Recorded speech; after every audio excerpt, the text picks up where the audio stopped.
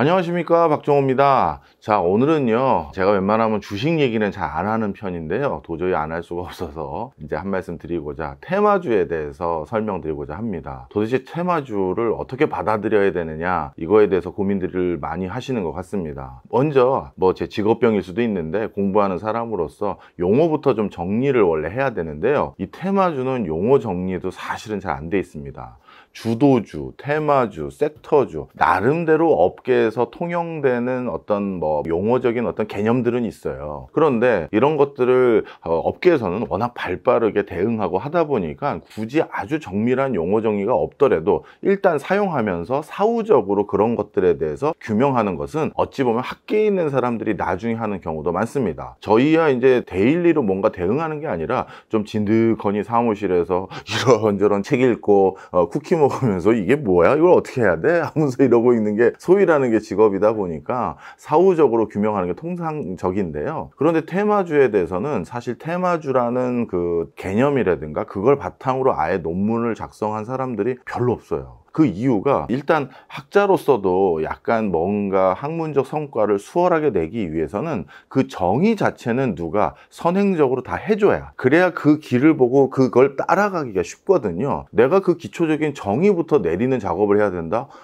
이거는 토목공사부터 해서 지구지정부터 해서 나 혼자 그냥 도시 건설하라는 얘기랑 똑같은 겁니다. 자, 그러다 보니까 통상적으로 테마주가 뭔지, 그리고 뭐를 정밀하게 테마주라고 하는지에 대한 아주 정밀한 정의는 없습니다. 그럼에도 불구하고 테마주를 우리가 흔히 어떻게 받아들이냐 하면, 일시적인 또는 일회적인 사건이나 이벤트 등을 통해서 갑자기 주가가 크게 반등하게 되는 주식들을 테마주라고 말합니다. 자, 그러면 일시적이고 일회적인 이벤트 등을 통해서 이렇게 주가가 반등하는 테마주, 그럼 섹터주하고는 뭐가 다르나요? 라고 했었을 때, 이 테마주는 쉽게 얘기해서 섹터주와 이렇게 구분하셔도 좋을 것 같아요. 섹터, 산업, 그 다음에 이런 것들과 테마가 다른 거는, 테마는 쉽게 얘기해서 전후방 산업이 없어요. 우리가 진짜 섹터가 되기 위해서는, 산업적인 한 섹터가 되기 위해서는 그 회사가 어디에서 원자재를 받아다가 그래서 내가 뭘 만들고 그걸 어디다 납품하면 그 납품받은 사람이 이걸 최종적으로 어떤 제품이나 서비스화해서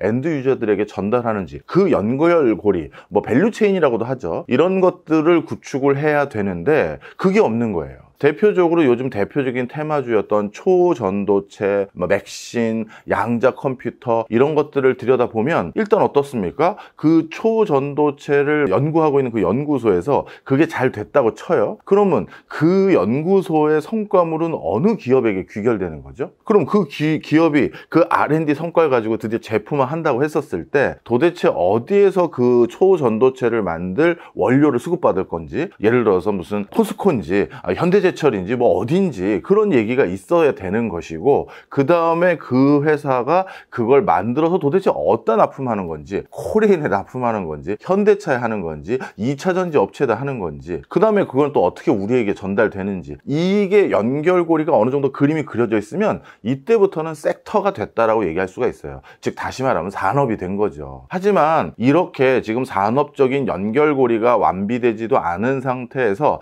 단순히 특정 어떤 뭐가 만들어졌다, 뭐가 성공한 것 같다 라는 이벤트만 가지고 주가가 들썩들썩하는 그런 회사의 주식들은 사실은 섹터주가 아니라 테마주일 가능성이 높습니다. 자, 그 다음에 테마주라고 불리우는 게 또 하나가 더 있어요. 뭐냐 하면, 원래는 그 섹터로서, 산업으로서 어떤 하나의 역할을 하면서 톱니바퀴처럼 굴러가는 한 역할을 하고 있는 회사였는데, 그 일회성 있는 사건 내지 이벤트를 통해서 이 회사가 단기간에 크게 주목받을 때, 이때도 테마주라고 합니다. 근데 이 주목받는 그 원인이 정말 일회적인 어떤 이벤트가 성공한다면, 아니면 그게 실현된다면, 그것으로 인해서 그 회사가 실질적으로 크게 괄목상대할 만한 변화를 경험하게 된다. 이렇게 될 때도 우리가 테마주라고 부릅니다. 자, 그럼 테마주가 뭔지는 어느 정도 감이 오셨을 것 같아요.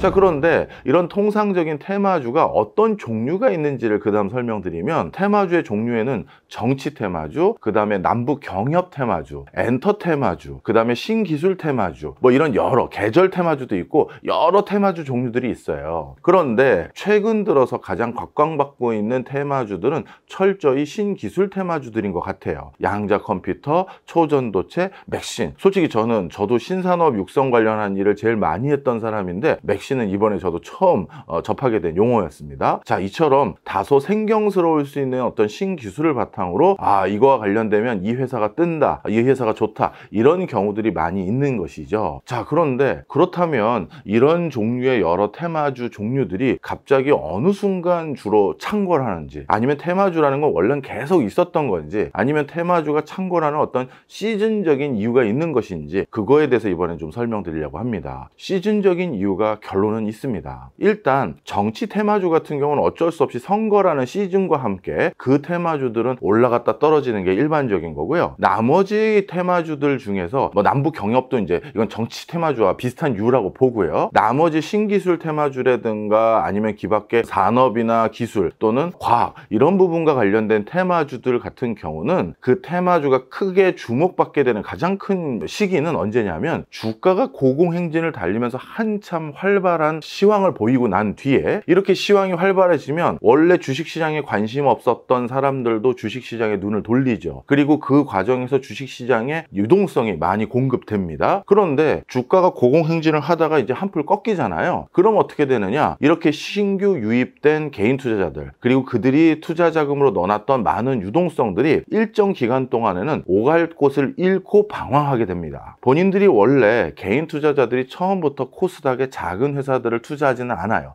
일반적인 습성으로는 원래 안전성도 담보하고 본인들이 쉽게 들었을 때 이해할 수 있는 큰 회사들, 그러니까 삼성전자라든가 하이닉스라든가 아니면 네이버라든가 카카오라든가 이런 큰 회사들을 중심으로 본인들도 판단할 수 있고 직접 서비스도 이용해봤고 남들과 디스커션도 하기 쉬운 그런 주식들에 투자하면서 뭔가 포트폴리오를 작성하는 경우가 일반적이거든요. 자, 그런데 주식이 한참 달리다가 딱 꺾어지면 이런 대장주들에 해당되는 묵직한 대형주들 같은 경우는 주가가 떨어지고 나면 그게 반등하는데 상당한 시간이 걸리는 게 통상적입니다. 주식 자체가 무거우니까 변동성이 크지가 않은 거예요. 자, 그런데 내 계좌는 거의 반토막이 났고 아니면 벌써 30% 가까이 손실 상태고, 그렇다면 이런 주식 한번 뭐 직접 가져보신 분들은 다 아시겠습니다만 정말 마음 아파요. 어떻게 모은 돈인데. 자, 그런데 이런 시국에 갑자기 코스닥이 달리기 시작해요. 그래서 내 친구는 코스닥에 투자해서 그 사이에 나는 아직까지 그 상태 30% 가격 하락한 그 상태가 계속되고 있는데, 옆에 코스닥으로 옮겨탄 친구는 적절한 뭐 주식 잘 골라서 나 벌써 2배 먹었어, 어제도 나 상한가 갔다, 이 소리가 막 들리죠. 그러면 슬슬 개인 투자자들의 포트가 옮겨가기 시작합니다. 그리고 나서 코스닥에 있는 조금 군소 주식들의 손이 되게 되는데요. 그런데 이거는 어떻게 보면 이 개인 투자자들의 심리적 투자 성향으로 인해서 그런 상황으로 귀결되는 게 바람직하든 바람직하지 않던 자연스러운 면이 있는데, 그렇다면 코스닥의 중소형 그 주식들 같은 경우는 누가 그걸 이슈몰이를 하는 거냐. 저는 대학교 주식 동아리 때부터 주식을 했던 사람으로서 옛날에 천리안, 하이텔, 나우누리 때부터 주식 채팅방에서 좀 많이 들여다봤던 사람이거든요. 그런데 우리 군소형 주식들 같은 경우는 흔히 말해서 기관 투자자라고 할 수 있는 애널리스트라든가 이런 곳에서 우리가 보고서를 내지 않습니다. 뭐 더 잘하실 거예요, 주식 투자 좀 해본 분들은. 그러면 그 회사들을 나름대로 시황 분석을 하고 그 회사들의 여러 가지 테마를 정리해서 인터넷이나 어딘가 올리는 주체는 누구냐? 바로 이 개인 투자자들의 오갈 데 없는 유동자금을 조금 끌어모으려는 특정 인위적인 세력도 없는 게 아니에요. 분명 있습니다. 그들이 테마를 만들어요. 대표적으로 이해 쉽게 해드리면, 이번에 대통령 후보로 나온 누구와 어느 회사 CEO 누가 동문이래. 아니면 이번에 미국 대통령에 당선된 바이든과 코스닥에 상장되어 있는 회사 중 CEO 누가 같은 대학인 어떤 대학을 나왔대. 바이든하고 그 CEO의 나이 차이가 30살 이상 넘더라고요. 학교를 같이 다닌 사람이 아니에요. 저도 제가 나온 대학에 30년 이상 된 학번 위에 된 선배? 우연히 한두 분은 알겠죠. 근데 전부 모르거든요. 이런 식으로 테마를 막 엮어요. 그러면서 스토리를 막 만듭니다. 그리고 나서 이런 것들을 또 누가 퍼나르기 시작하고, 그런 그러면 누군가가 움직이기 시작해요. 그러면서 슬슬 테마주가 상승하게 됩니다. 자, 그러면 테마주의 종류 말씀드렸고, 테마주가 어떤 시국에 주로 많이 활성화될 수밖에 없는지 그걸 말씀드렸는데, 바로 그러다 보니까 요즘 시국이 또 테마주가 다시 활성화될 수 있는 시국이죠. 왜? 코스피 3000 가면서 많은 유동자금이 코스닥 시장으로 몰렸고, 지금 우리 주식 투자 인구가 뭐 1000만에 가까워졌다 이런 소리까지 하는 사람도 있을 만큼 주식 투자 인구가 늘어난 건 사실이고요. 이런 인구들의 오갈 데 없는 자금, 뭔가 다음 주도주라든가 다음 진짜 산업이 뭔지 들여다보고 있는데 그게 잘 안 나온단 말이에요. 바로 그럴 때 이런 소소한 테마에 손이 갈 수 있는 가장 적절한 타이밍이죠. 그 다음 하나가 더 생겼습니다. 요즘에는요, 바로 뉴미디어입니다. 사실 저희 그 기획자님하고 저는 여러 번 회의를 했었어요. 어떤 회의를 했느냐, 옆에 제 주변에 저랑 친한 그 수많은 유튜버들, 이 사람들이 주식 3000 달릴 때 주식과 관련해서 많은 유튜브 영상들을 만들고 조회수 구독자가 막 고공행진을 하더라고요. 그래서 저희 기획자님이 저랑 둘이, 교수님 우리는 이렇게 계속 배고프게 있어야 되나요? 하면서 농담 삼아 그냥 뚝배기 한 그릇 하면서 얘기를 많이 나눴는데, 저희 기획자님이 그러시더라고요. 그 교수님이 보시기에 적합하다고 생각하지 않는 메시지는 하지 마십시오. 저 좀 기다려 볼게요 하시더라고요. 근데 저도 진짜 제가 몰라서 그런 걸 수도 있고, 그분들이 다 잘못된 정보를 얘기했다는 거 절대 아닙니다. 절대 아니고요. 하여튼 조금 이거는 지속 가능한 메시지나 정보 또는 난리저블한 내용은 아닌 것 같다라고 하면 저희는 안 했거든요. 그래서 박정호TV 역사상 특정 종목이나 특정 산업주에 대해서 언급을 아주 디테일하게 한 적이 없어요. 기술 자체를 가지고 이런 산업이 열릴 겁니다라는 건 얘기한 적은 있지만, 이걸 주식으로 어떻게 보면 포커싱해서 영상을 만든 적이 한 번도 없습니다. 자, 그런데 최근 어떤 씁쓸한 소식이 들리냐 하면, 이게 뭐 리딩방이라고 불려야 될지 아니면 무슨 특정 커뮤니티라고 해야 될지, 유튜브 채널도 마찬가지고요, 자꾸 이상한 소리가 들리기 시작해요. 특정 아주 뭐 70만 이상 되는 구독자를 가진 채널에서 알고 봤더니 개인들에게 돈을 모아서 이걸 주식 투자로 활용했다더라, 이런 소리가 들리기도 하고, 아주 유명한 2차 전지에 대해서 논평하시는 분이죠. 이게 굉장히 위험한 발언이긴 합니다. 예를 들어서 그분은 선의로 얘기하신 걸 수 있어요. 여러분, 제가 여러분들에게 2차 전지 관련한 종목을 호도하거나 뭐 이상하게 선전한 거 아니고요. 보세요, 저도 이렇게 샀습니다. 여러분, 제가 산 주식을 이렇게 천거드린 거지, 저도 투자 안 해놓고 여러분들께만 투자하라는 얘기 한 적 없습니다. 물론 그 메시지는 제가 선의가 아니라고 절대 생각을 안 합니다. 그런데 이건 살짝 조금 눈을 흘겨보면요, 제도권에서는 그런 행위를 철저히 못하게 합니다. 왜냐하면 일단 내가 그 주식을 먼저 샀잖아요. 그리고 여러 채널들을 통해서 그 주식들이 좋다고 얘기했잖아요. 그럼 그 메시지가 효과가 있던 없던 이 주가가, 내가 먼저 산 종목의 주가가 오르도록 유도할 수 있는 메시지가 될 수 있겠죠. 그러다 보니까 제도권에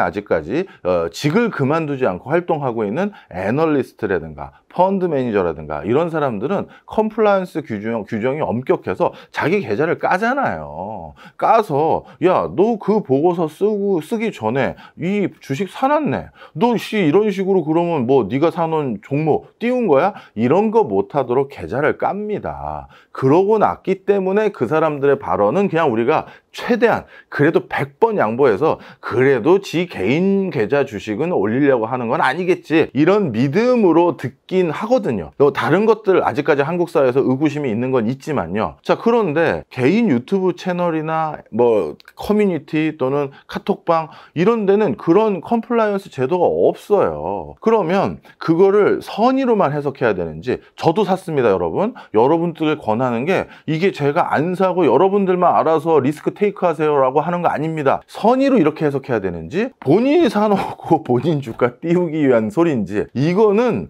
정말 뭐 우리 당구장에서 그 뭐라고 하죠? 깻잎 한 장 차이인 거예요. 이거는 정말 조심스러운 거거든요. 바로 그런 상황이 아직까지 있어요. 자, 그런데 다시 돌아와서 이렇게 뉴미디어 채널들이 워낙 많다 보니까 이제 내가 가만히 있더라도 그런 테마주에 대해서 여러 가지 소리들이 증폭돼서 자꾸 개인들에게 전달이 되는 거죠.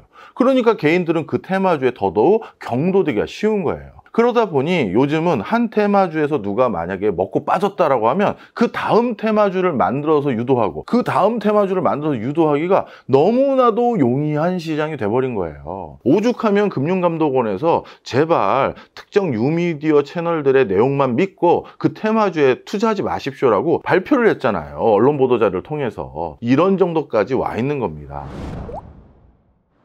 자, 그러면 교수님, 테마주에 투자하는 건 무조건 잘못된 건가요? 자, 여기서부터가 조금 어렵습니다. 투자 기법은 사실 되게 많아요. 아니, 학교에 계신 분들이 저런 식으로 얘기하다니. 아닙니다. 이거 정말 제 투자론 수업이라든가 아니면 어느 학교든 재무관리뿐만 아니라 이 여러 가지 투자와 관련된 수업을 제대로 들어보신 분들은 아실 수 있는데, 우리가 기업은 적정 가치가 있고 그 적정 가치보다 저평가된 주식을 사서 거기에 투자해야 되는 것이다. 맞죠. 가치 투자를 지향하거나 기업의 밸류에이션을 바탕으로 투자하는 기법은 그렇게 하는 게 맞습니다. 그런데 전업 투자자들 중에서는요, 스캘퍼라고 불러야 될지, 우리나라에서 흔히 데이 트레이더라고 부르죠. 하루에도 막 수십 번 사고 팔고 하시는 분들, 그렇게 해서 성과 내는 분이 없다? 아니에요. 있긴 있어요. 극소수지만 있습니다. 그건 분명히 부정할 수 없는 사실이에요. 자, 그런데 그런 데이 트레이더 분들은 이 테마주가 아주 좋은 먹잇감이에요. 왜냐하면 그런 데이 트레이더를 하려면 변동성이 커야 되는 거예요. 그런데 변동성이 크다? 그러면 잠깐 5%든 몇 프로 본인의 투자 기법상 투자 이익 실현하고 빠지겠다가 다시 오늘 좀 떨어졌네? 그럼 다시 들어갔다가 다시 올라가면 그때 투자 이익 또 실현하고 빠지고, 이런 전략 전술을 구가해서 투자 이익을 실현하는 분들도 계십니다. 그거 분명한 사실이고요. 그걸로 돈 번 사람도 있긴 해요. 자, 그러면 이 테마주를 저는 어떻게 말씀드리고 싶으냐 하면, 내가 투자하고자 하는 그 기법, 방법에 맞는 옷인지를 보시라는 얘기예요. 예를 들어서 초전도체, 양자 컴퓨터, 맥신 같은 이런 신물질들이 결국 교수님 언젠가 도래할 거 아니겠습니까? 맞아요. 언젠간 나옵니다. 그런데 그 언젠가를, 그 먼 미래를 보고 너무 일찍 들어가는 거는, 이거는 우리 밸류에이션을 기반으로 한 그 선행 투자, 조금 조기에 들어가서 미리 알아낸 밸류에이션을 기반으로 투자 이익을 쉐어한다라고 할 때 너무 이르다는 거예요. 아직 전후방 밸류 체인도 안 구성되어 있는데 뭘로 매저를 하죠? 그 주가에 대해서 그걸 할 수가 없는 단계입니다. 그런 분들은 그런 테마주를 잡지 마시고 그 다음 섹터라든가 주도주가 될 걸 한번 찾아보시길 권해드리고요. 자칫 잘못하면 그런 테마에 손댄 분들은 대부분 어떤 특정 세력에게 털리고 나옵니다. 이거는 통계적으로 다 확인된 내용이에요. 자, 그 다음에 그러면 그게 아니라 저는 데이 트레이더로서 매일 사고 팔고 항상 하면서 모니터를, 여기서도 대전제 조건이 있습니다. 제가 말씀드린 데이 트레이더는 투잡이 아닙니다. 전업 투자자를 말하는 거예요. 가게 운영하면서 직장 생활하면서 모니터 잠깐 켜고 스마트폰 잠깐 보고 또 좀 떨어졌네? 팔아야지. 좀 잠깐 올랐네? 또 사야지. 이런 게 아니고요. 그냥 계속 모니터를 들여다볼 수 있는 시간과 그런 정성을 할애할 수 있어야지만 되는 겁니다. 제가 그냥 어떤 직장 생활하면서 데이 트레이더 활동하면서 돈 벌었다는 건 진짜 그거는 제 경험으로는 한 명도 본 적이 없어요. 그냥 회사 그만두고 모니터 딱 3대 설치해서 저는 아침에 딱 장 시작하기 전에 미국 증시부터 한번 쭉 정보 리뷰하고 우리 증시도 보면서 그 다음 장 시작하고 점심 먹고 와서 또 하고, 그런 분들을 말씀드리는 거예요. 그런 분들은 테마주로 트레이딩 매매 하셔도 저는 뭘 안 해요. 변동성이 크니까 먹을 게 있는 거예요. 요즘도 코인이 크게 대세 상승이 아닌데 이런 트레이딩 매매를 하시는 분들은 이 박스권에서 움직이는 코인 시장이 더 큰 수익률을 거두고 있어요. 아예 본인이 모니터 쳐다보지도 않고 프로그램 매매 걸어놓고 일정 이상 임계점 넘어가면 샀다가 팔았다 하는 걸로 계속 돈 버는 사람도 있어요. 그건 부정할 수 없는 겁니다. 자, 그러니까 결론은 이해하셨죠? 그 테마주에 투자하는 내 방식이 그 테마주와 맞는지를 꼭 살펴보시라는 얘기예요. 안 그러면 아직까지 정부 당국에서는 개인 채널들을 바탕으로 특정 주식을 권하거나 특정 섹터에 대해서 우호적인 정보를 흘리는 사람들이 개인적인 목적이 따로 있는 것인지를 필터링할 수 있는 제도가 없어요. 아직까지는 충분히 혼탁해질 수 있는 면이 많이 있다. 저는 그렇게 말씀을 드립니다. 자, 테마주가 요즘 왜 이렇게 활성화되고 있는지 말씀을 드린 거고요.